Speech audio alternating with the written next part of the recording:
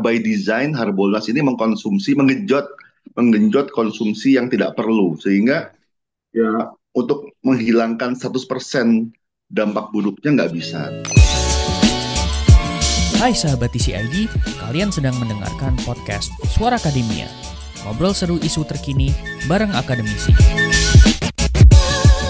Tanggal 12-12 adalah tanggal yang ditunggu nih Sobat TCID sama orang yang hobi belanja online gitu. Karena ini momen yang penting dalam tanda petik gitu ya buat konsumen yang suka belanja di e-commerce.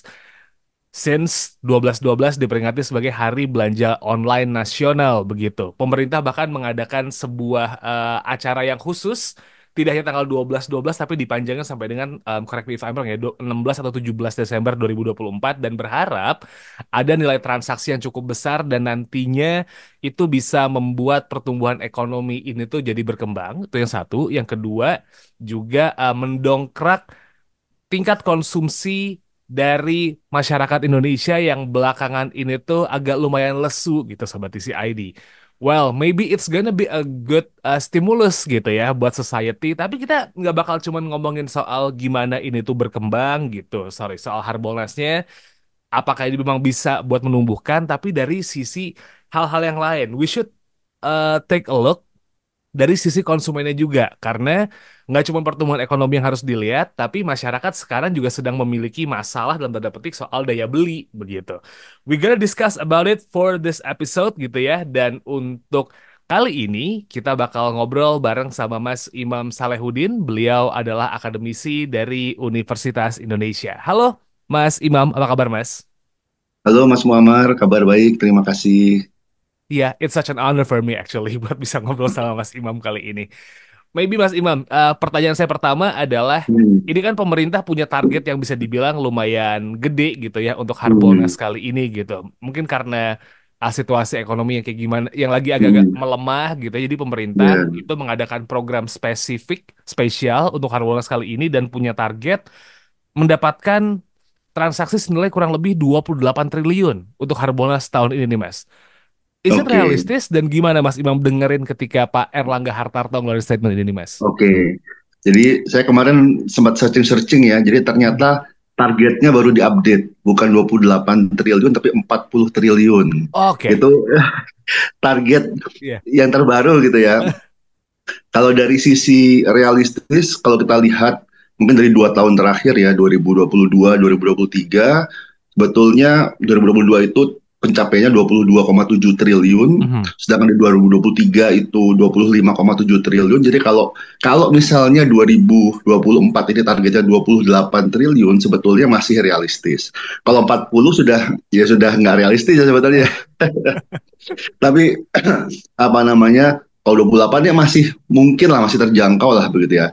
Tapi pertanyaan pentingnya menurut saya, dan ini saya ingin set the tone di awal ya untuk pembicaraan kita di kali ini adalah, yang pertanyaan yang perlu kita tanyakan tuh bukannya apakah target ini realistis, tapi yang lebih penting adalah apakah target ini etis. Mhm. Mengingat daya beli Indonesia, masyarakat Indonesia di tahun 2024 itu mengalami penurunan dengan deflasi 5 bulan berturut-turut. Jadi deflasi ini maksudnya orang mau jual barang tapi nggak ada yang mau beli, sehingga Ya. mereka terpaksa menurunkan harga agar orang mau beli. 5 bulan berturut-turut kejadian seperti itu. Nah, di bulan terakhir dikasih target 28 triliun, bahkan 40 triliun. Apakah target ini etis gitu ya? Ya. Nah, salah satu cara untuk mencapai 28 atau 48 triliun bisa jadi dengan mendorong penggunaan mungkin pay later atau mungkin hutang ke pinjol. Intinya konsumsi yang berlebihan yang mungkin tidak bertanggung jawab, berpotensi menjerat konsumen ke dalam hutang gitu ya. Mhm. Jadi menurut saya pribadi tidak etis menetapkan target Harbolnas 28 atau bahkan 4, apalagi 40 triliun ya, sehingga mendorong perilaku konsumsi yang tidak bertanggung jawab, terlepas dari apakah target tersebut realistis atau tidak realistis gitu Mas Muhammad. So, kalau kita berbicara soal Harbolnas di tahun 2024 ini, karena sebenarnya Hmm. backgroundnya lumayan Hmm. banyak yang harus diperhatiin small small detailsnya nih ya Mas Imam ya. Betul. Satu, Mm-mm. deflasi 5 bulan berturut-turut, kayaknya orang Ya, udah pada lupa gitu. ya. Nggak dibahas lagi soalnya. Terus yang Hmm, kedua, kenaikan harga barang pokok juga nggak ada yang betul. mention. Belum lagi soal panen yang perubahan iklim juga punya dampak di situ, but Mm-mm. we're not talking about it gitu, Mas. Iya, Sebenarnya pemerintah harusnya melihat itu dulu dong ya, sebelum akhirnya menetapkan 40 triliun ini sebagai target. betul. Betul. Dan memulihkan daya beli itu bukan dengan memacu kampanye besar-besaran agar orang belanja di akhir tahun. Malah bisa jadi setelah orang belanja Harbolnas, bulan Januari nggak ada yang beli. Bulan Oke. Januari uangnya udah habis gitu kan. Jadi malah malah ekonomi malah drop gara-gara udah habis duluan spending besar-besaran ya. Bahkan mungkin terlilit hutang gara-gara Harbolnas begitu. Oke, so artinya gini nih Mas Imam, kan banyak yang bilang adalah Harbolnas ini tuh bisa dijadikan momentum untuk rebound, ya kan? Ya, Karena em, beberapa bulan ke belakang ekonomi lesu gitu. Bertumbuh mm, sebenarnya, tidak sesuai harapan memang, tapi bertumbuh. Ini bisa jadi momentum nih buat menaikkan daya konsumsi masyarakat gitu. So, mm, apa nih dampak kalau misalnya kan kita ngelihat kampanye Harbolnas ini mm. kan bakal digede-gedein sama pemerintah begitu. Ya, Udah di-extend betul. diskonnya udah gitu kan. Mm, Diskon kalau misalnya ngebuka sosial media tuh udah pada mulai nih brand-brand. Kita rekaman di tanggal 10 ya, Desember by the way Sobat Isi ID bahwa diskonnya mm, mm. 40%, 50% Ya, gitu. Diskon gede di-extend lagi. Ya kan? betul. Em, apa ya dampak dari kampanye besar-besaran ini, Mas, Oke, especially buat masyarakat kelas menengah dan oke, juga anak muda, karena kayaknya sasarannya dua orang betul, ini deh. betul. Mungkin yang pertama yang harus digarisbawahi, yang terpengaruh oleh kampanye Harbolnas itu bukan orang-orang yang, mungkin bukan orang-orang yang kaya, yang mapan. Justru yang Hmm. terpengaruh oleh Harbolnas itu orang-orang yang mungkin apa namanya ekonominya mungkin menengah ke bawah gitu ya. Kemudian pengetahuan literasi keuangan dan literasi medianya juga mungkin pas-pasan. Jadi artinya dia mungkin tidak paham Ya, eh, bahwa berpay later itu berbahaya dan ya. seterusnya gitu ya. Dan mungkin generasi muda yang menurut saya semua ini adalah kelompok rentan gitu ya. Nah, kampanye Harbolnas ini yang tidak menyasar orang kaya, tapi menyasar generasi muda dan orang-orang menengah ke bawah yang mudah terpancing dengan promo-promo spesial, akhirnya spending over budget. Ini ya bukan stimulus ekonomi yang diharapkan, sebetulnya malah bisa menjerumuskan gitu kan, Hmm. bisa memperparah ketimpangan antara yang orang yang sudah kaya sudah mungkin nggak perlu Harbolnas dan ada orang yang kemudian terjebak Harbolnas akhirnya malah apa namanya terlilit hutang atau apa namanya mungkin menghabiskan tabungan gitu Hmm. untuk spending yang sebetulnya mungkin tidak perlu ya, ya artinya seperti sudah jatuh tertimpa tangga Ya. sudah ekonominya pas-pasan dihantam kampanye pemasaran besar-besaran spending over budget akhirnya malah malah sengsara begitu bukannya malah mendapatkan manfaat. Jadi mungkin kalau memang untuk rebound ya, untuk Hmm. stimulus agar agar ekonomi kita membaik, yang dibutuhkan bukan kampanye Harbolnas, tapi fundamentalnya, Hmm. dasarnya apa gitu ya. Lebih ke arah produksi ya seharusnya, lebih ke arah apa namanya, lebih ke arah creating value, bukan consuming value. Sedangkan ya kalau boleh dibilang Harbolnas ini kita sedang konsumsi besar-besaran. Apakah konsumsinya sustainable, berkelanjutan, bermanfaat secara merata? Ya, saya nggak bisa jawab ya. Menurut saya sih tidak begitu. Tapi ini kan, Dan lanjut silakan Mas Imam. ya, ini, ya tadi. Jadi untuk solusi agar ekonomi kita rebound, menurut saya solusinya bukan dengan Harbolnas, tapi dengan kita memperkuat fundamentalnya, investasi di bidang SDM misalnya. Hmm. Itu yang menurut saya lebih patut dijadikan apa namanya dasar ekonomi kita rebound. Oke. Jadi kebergantungan, kalau misalnya kita ngelihat dari gimana Indonesia mendapatkan Hmm. total skor PDB yang masih bergantung dan tanda petik dengan konsumsi Ya, rumah tangga juga konsumsi. ini ya sebenarnya jadi hulu dari segala masalah soal Hmm. konsumsi ini ya Mas ya. Betul, betul. Oke. Nah, Mas Imam nih, Harbolnas selalu dekat sama akhir tahun, ya kan? Ya, Pemerintah 40 triliun dari Harbolnas aja gitu, ditambah libur long weekend nih. Harapannya kayak Hmm, oke bisa rebound. So, kalau misalnya dipanjangin nih akhir tahun kita nggak cuma ngomong Harbolnas aja Desember ya. hmm, hmm. Potensi buat naikin konsumsi rumah tangga kalau kita cuma ngelihat apa ya transaksi gitu Mas. Artinya sebenarnya pemerintah bisa dong kalau cuma ngelihat ini aja ya tanpa melihat Oke, masalah gitu. Melihat oke. menjadi Nah, tapi, rebound dong kayak wah ini nah, momen yang tepat untuk menyambut 2025 gitu. nah, kita kembali lagi ke tadi, siapa sih yang terpengaruh oleh Harbolnas ini? Terus terang kan Hmm, tidak merata gitu ya. ya. Ada orang-orang yang rentan, mungkin memiliki kendali diri yang lemah, pemahaman literasi media dan literasi keuangan yang pas-pasan tadi. Jadi orang-orang yang memang sebetulnya eh, ya mungkin tidak mampu atau tidak punya daya beli yang cukup untuk spending di Harbolnas. Ya. Kelompok ini lebih mudah terpengaruh oleh kampanye Harbolnas dibandingkan orang-orang yang mungkin sudah kaya, Ya. sudah mungkin berpendidikan tinggi sehingga mereka lebih mampu mengelola keuangannya. Hmm. Di sisi lain, Harbolnas ini sebenarnya siapa sih yang diperkaya? Bukan Ya. masyarakat, bukan bukan seller-seller yang lebih banyak adalah pemilik platform belanja online, Hmm. pinjol, pay later, itu logistik, perusahaan bisnis logistik. Ya. Jadi memperkaya orang yang sudah kaya, sedangkan Hmm. apalagi mungkin barang-barang impor ya, jadi importir. Sedangkan UMKM, kemudian apa namanya, menurut saya nggak terlalu besar dampaknya ke situ gitu. Kalau memang kita mau bicara dampak ekonominya ya, Ya. yang spending orang-orang yang mungkin harusnya mereka yang saving gitu ya, malah spending, kemudian manfaat ekonominya lebih banyak di, diserap oleh big business gitu ya, Hmm. sehingga saya tidak melihat kampanye di level UMKM gitu ya yang bahwa Harbolnas ini seharusnya untuk UMKM lokal apalagi ya, Hmm. Hmm. yang ada malah kebanyakan ya produk impor, sehingga ya kita ya buang-buang uang. Seakan-akan ekonomi kita tumbuh gitu ya, tapi Ya. nggak benar. Apakah benar-benar tumbuh kalau devisa kita diserap untuk belanja barang-barang impor? Menurut saya tidak begitu. Ya. So, kalau misalnya kita lihat dari sisi konsumen nih Mas Imam, kita tuh bener-bener kayak lagi dalam persimpangan gitu ngelihat Harbolnas ini ya. Kalau kita tarik fokusnya ke Nah, Harbolnas lagi. Ini antara mm-mm. peluang atau jebakan konsumen begitu. Karena kalau Ya, ditarik ke demografi memang kelas atas yang ayem-ayem aja mm, sih nggak sebesar itu. Ya kan? Yang punya uang tabungan. Let's say kita mm, ngomong jumlah aman di Indonesia punya ya, tabungan tuh adalah 100 juta juga nggak nyampe disposable income gitu ya. nggak nyampe Ah, 1%-nya begitu yang punya tabungan. mm, So, gimana nih Mas Imam ngelihatnya Harbolnas hari ini dan apakah ini tuh sebenarnya peluang?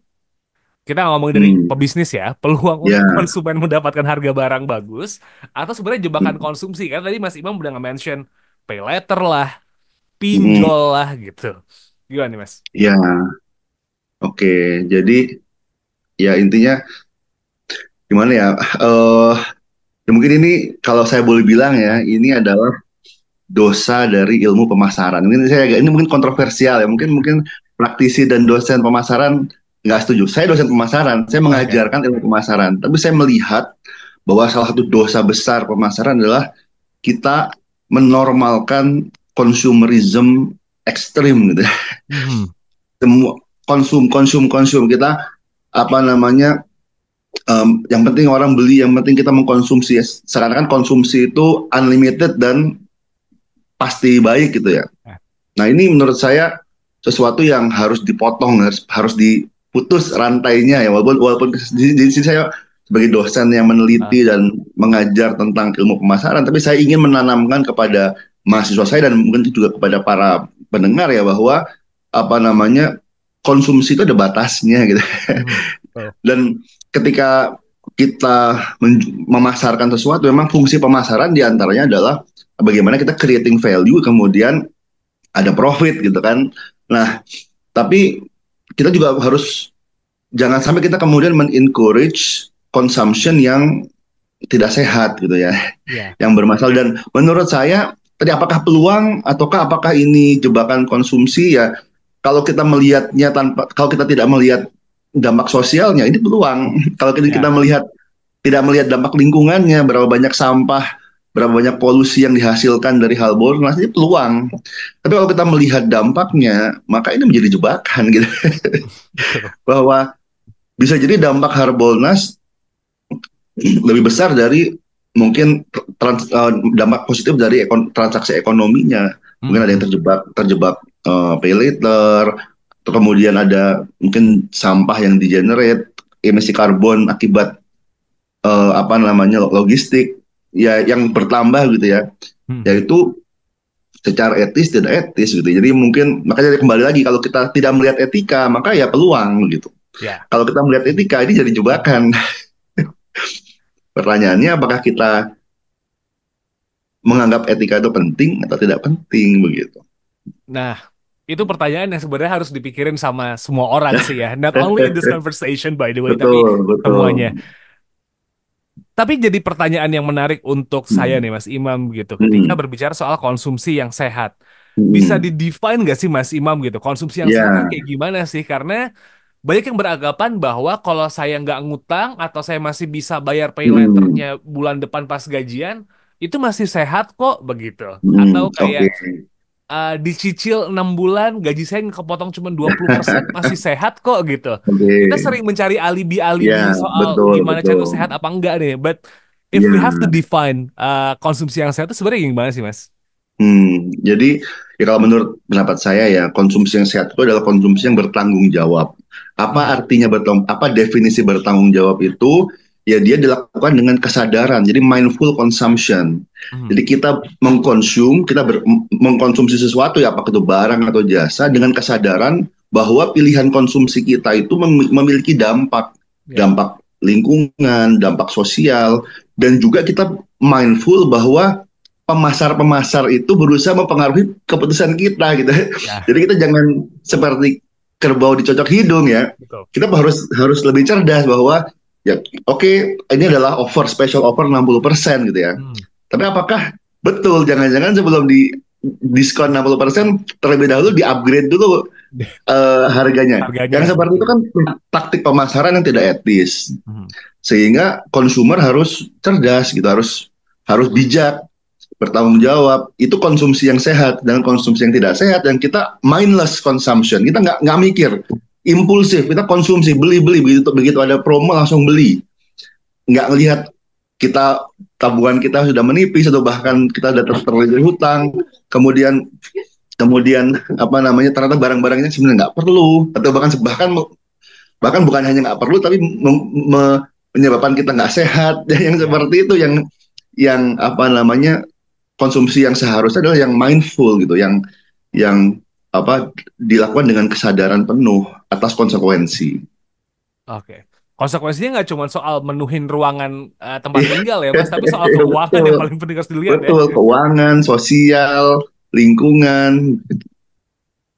Nah, Hmm. masalahnya tadi kembali lagi dosa dosa besar pemasaran adalah kita menggenjot konsumerisme, Hmm. mindless consumerism. Jadi orang nggak mikir, impulsif aja sehingga ya akhirnya mungkin salesnya tinggi gitu ya. Tapi apakah sales ini berkelanjutan? Mungkin kita ingat film Wall-E gitu ya. Di Wall-E di awalnya itu kan itu dampak dari mindless consumption di mana orang belanja belanja tapi nggak mikir dampak lingkungan, nggak mikir dampak sosial. Ya akhirnya ya seperti itu.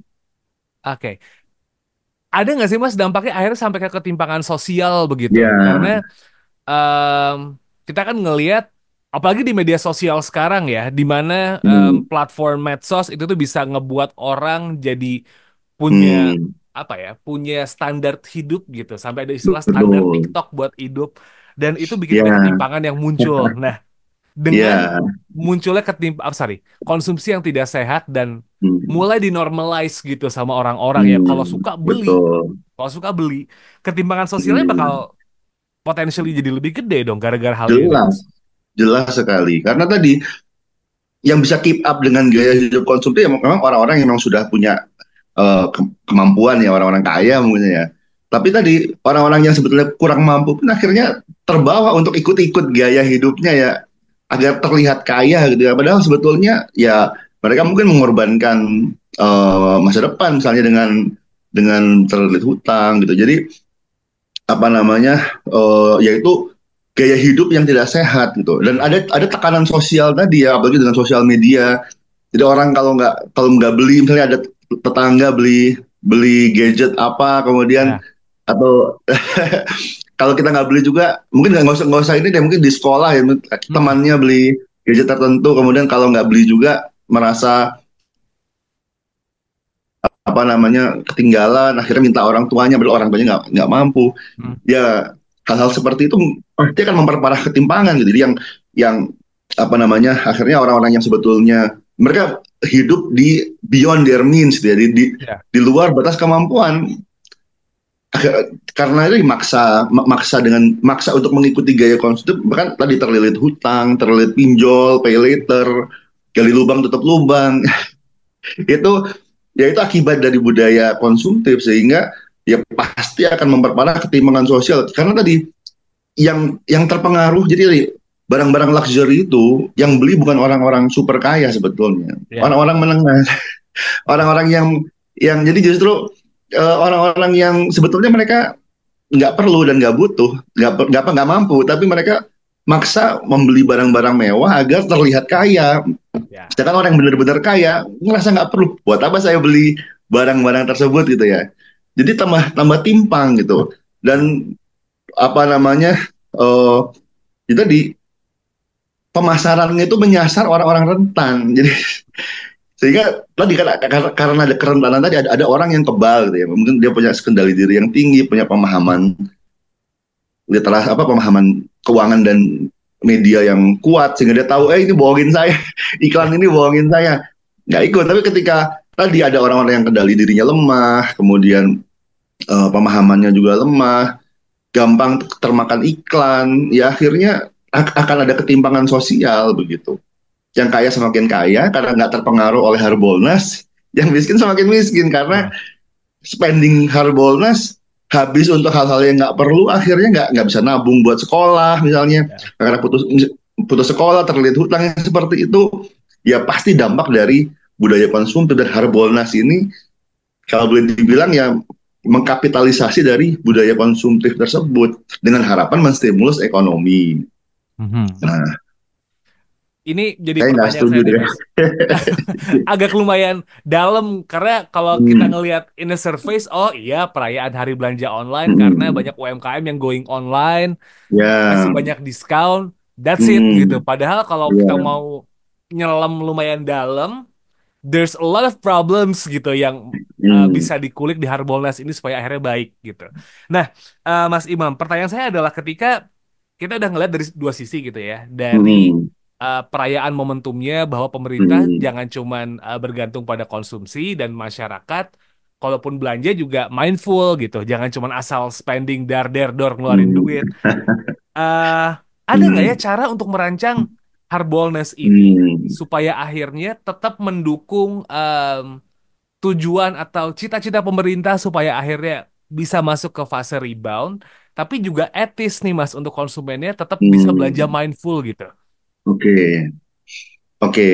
Nah, kalau untuk eliminating the negative effect, ya sama sekali tidak ada negatif efeknya, kayak menurut saya tidak bisa, karena by design Harbolnas ini menggenjot konsumsi yang tidak perlu, sehingga Ya. ya untuk menghilangkan 100% dampak buruknya nggak bisa. Tapi kalau diminimalisir ya artinya bagaimana kita memitigasi dampaknya agar nggak parah-parah amat, ya jelas masih bisa. Misalnya memfokuskan pada kampanye produk-produk yang ramah lingkungan, untuk kemudian jadi artinya ketika orang beli, yang dibeli adalah produk yang memang eh, tidak berdampak lingkungan yang parah begitu ya. Ya. Walaupun sebenarnya kalau namanya konsumsi ya, meskipun ramah lingkungan, kita beli 10, kita beli lebih dari kebutuhan kita, ya tidak etis juga, tidak Betul. ramah lingkungan juga begitu. Atau kita membeli produk-produk yang memberdayakan UMKM lokal tadi, memeratakan pendapatan ya.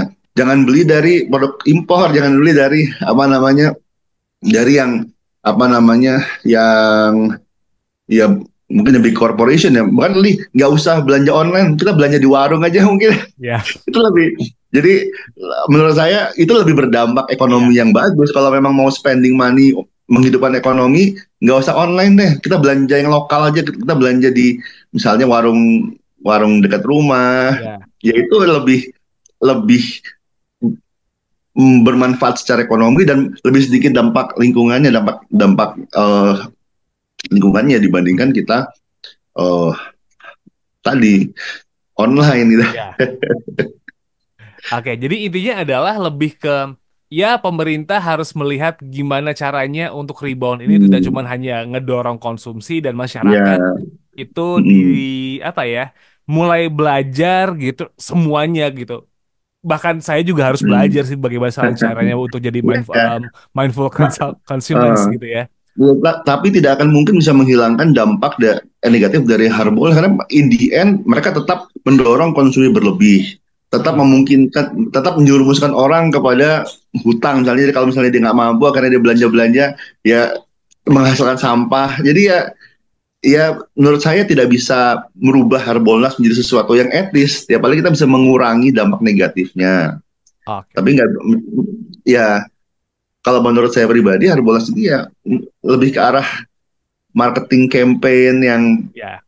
ya tadi tidak bermanfaat secara ekonomi sebetulnya, tidak Jadi bermanfaat sebenarnya besar gitu ya. jadi cuman gong gitu ya karena Mas Imam kalau kita ngelihat sekarang setiap tanggal kembar selalu ada diskon gitu. Jadi kayak Ya betul. Jadi apa namanya? Jadi artifisial gitu, ah artifisial bohongan gitu. Jadi bukan bohongan, tapi ya tidak alamiah, tidak organik. ya Ekonominya tidak, pertumbuhan ekonomi tidak organik. Kalau kita memang mau mencapai kesejahteraan ya, bukan cuma pertumbuhan ekonomi, kita mau kesejahteraan masyarakat. Kita nggak bisa mengandalkan kegiatan ekonomi yang artifisial yang tadi yang di-boost dengan promo-promo ya. Kita harus ada fundamental yang kuat, kemudian ada pemerataan faktor-faktor produksi. Nah, itu baru yang bisa menstimulus perekonomian Indonesia secara organik begitu. oke. Jadi em, tidak hanya berharap kalau kita berbicara proyeksi jangka panjang gitu tidak hanya berharap Hmm. tingkat konsumsi yang stabil cenderung naik tapi juga Hmm. sektor produksi dikuatin yang nanti akhirnya Betul. menyerap tenaga kerja ya kan Mas kayak Ya, gitu-gitu ya yang mau harus dipikirin ya. betul. Betul. Tapi ya meskipun ini kita produksi juga ya harus beretika juga, harus mindful juga. Jadi baik production maupun consumption dua-duanya harus mindful, harus bertanggung jawab. Karena in the end semua proses itu menghabiskan sumber daya yang terbatas. Iya, Sumber daya alam kita ini terbatas gitu. Jadi kalau kita genjot produksi, kalau kalau ekonomi kita mengandalkan faktor produksi yang terbatas, nggak akan sustainable. iya, Katakanlah tercapai 8% misalnya. Mungkin 1-2 tahun tercapai 8%, setelah itu akan drop ya, karena overdrive tadi. Sumber daya alam sudah dikeruk untuk mencapai 8%. Setelah itu so what? Setelah itu what's next gitu ya. iya. Maksud saya generasi mendatang kita ngapain? Apa yang bisa dilakukan? Dia pasti akan mengalami penurunan kesejahteraan begitu kan. Oke. Jadi Hmm, ya jadi ya begitu. hmm. Kita nggak bisa mengandalkan konsumsi, kita nggak bisa mengandalkan produksi dari yang eh, sumber daya terbatas. Kita perlu apa namanya ekonomi yang renewable, yang keterbarukan begitu. So, Mas Imam, artinya memang kalau kita berbicara Harbolnas again ya, di Mm-mm. surface um, mungkin ini hanya jadi kayak semacam acara momentum yang tepat, tapi sebenarnya we Mm-mm. should think about it deeper gitu untuk melihat ini adalah punya Ya, potensi, sorry, event yang punya potensi untuk nge-rebound ekonomi. Harus betul. dilihat dalam-dalamannya, konsumen juga harus melihat kapasitas mereka buat belanja seperti apa dan Ya, ya banyak implifikasi yang ke belakang-belakangnya kayak domino effect itu memang harus dipikirin mm-mm. ya Mas Imam ya. Ya, exactly. Dan kita Oke. nggak boleh mindless consumption yang kita nggak mikir atas apa konsekuensi dari perilaku kita. Itu resep resep dari bencana. kita kita hanya berpikir jangka pendek, kenikmatan sesaat, nggak Mhm. memikir konsekuensi ya. Kita nggak akan tumbuh sebagai individu, sebagai masyarakat, apalagi sebagai sebuah negara. Begitu. Iya, Jadi itu yang harus ditanamkan nilai-nilai apa namanya berpikir panjang ya. ya, betul. Well, anyway, kita udah hampir masuk di fase Hmm. end of the road nih. Hmm. Mas Imam. Mungkin ada lagi yang pengen disampaikan kah? Especially soal mindful consumption nih, Mas. Eh, Hmm. kita nggak usah ngomong jauh-jauh yang lagi dengerin Iya, deh ya. Saya iya. pun juga kadang-kadang masih nggak mindful banget. Ngelihat, wah, mumpung murah nih kayak beli deh. Ya, Pas nyampe tiba-tiba buat apa ya gitu. Mungkin ada betul. ujung-ujungnya dijual lagi gitu kayak Nah, banting harga jadi rugi. Mas Imam, ada pengen hmm. disampaikan kah? Especially soal momentum Harbolnas ini nih, Mas. Oke, oke. Apa ya yang ingin ya ya kalau dari saya, sekali lagi saya dosen pemasaran, tapi saya mulai terbuka ya mata saya bahwa banyak sekali dosa-dosa pemasaran yang kemudian menciptakan konsumerisme yang mindless. Termasuk Harbolnas ini adalah Ya, ciptaan orang pemasaran sepertinya gitu ya. ya, Nggak mungkin orang keuangan menciptakan Harbolnas, ya. sepertinya ini dari orang pemasaran gitu. Jadi ini ya bisa dikatakan salah satu dosa gitu yang. Tapi di sisi lain kita juga sebenarnya pemasaran itu luas gitu. Pemasaran itu tidak hanya komersil tapi juga ada pemasaran sosial, ada pemasaran yang beretika, yang berkelanjutan. Jadi ya sebaiknya saya sendiri sebagai dosen dan mungkin teman-teman praktisi pemasaran ya mungkin kita perlu memikirkan kembali apa namanya praktek umum kita selama ini gitu ya. Apakah praktek pemasaran yang kita lakukan selama ini itu bertanggung jawab atau enggak sih, beretika atau enggak sih? Kalau misalnya nggak beretika, katakanlah profitable tapi nggak beretika, maka itu tidak akan sustainable. Ya. Pasti in the end akan ada katakanlah regulasi yang kemudian mempersulit diri kita sendiri, atau katakanlah ternyata ada dampak buruk bagi sosial kemudian menciptakan kerusuhan lah atau menciptakan krisis. Nah, itu akibat kesalahan kita sendiri yang tidak beretika begitu ya. Jadi Hmm. ya dari saya sendiri kita merefleksikan apa yang saya ajarkan, apa yang saya lakukan juga di masa lalu dan ya berharap bisa tadi dalam tanda kutip menebus lah dosa sebagian lah dosa yang mungkin pernah saya ajarkan, pernah saya promote dalam penelitian saya terkait apa namanya konsumsi yang mindless. Mungkin seperti itu sih Mas Muammar. Oke. Be mindful, Sobat isi ID, karena Harbolnas ini follow up-nya adalah libur Nataru ya, di Hmm, mana hmm. semua orang bakal spend the money juga, jadi Iya. be mindful. Itu jadi kuncinya. So, Ya jangan sampai bulan Januari nggak ada tabung, nggak ada. ya, itu bener-bener tanggal 1 koma sih Mas, ya kan? 25 gajian, libur panjang, gitu tanggal 1 udah kayak Ya, bertahan hidupnya gimana ya, itu udah dipikirin sih itu, betul-betul. iya. Oke, kalau gitu Mas Imam Salehudin dari Universitas Indonesia, thank you so much buat waktunya untuk ngobrol hari Sama-sama ini, Mas Mas. Muammar. Semoga Oke, sukses selalu. amin, amin, lancar-lancar juga kegiatannya Mas Imam ya. Kalau kayak gitu, Ya, Sobat TCID, it's a wrap for this episode. Terima kasih sudah mendengarkan. Jangan lupa buat follow sosial media kami di @conversationidn dan cek YouTube channel kami di Conversation Indonesia dan cek Suara Akademia di Spotify ya. Saya Muhammad Syarif signing out. Selamat berbelanja kalau memang didengarkan di tanggal 12 ini ya, tapi ingat be mindful sama TCID. I'll see you hmm. next episode. Wassalamualaikum.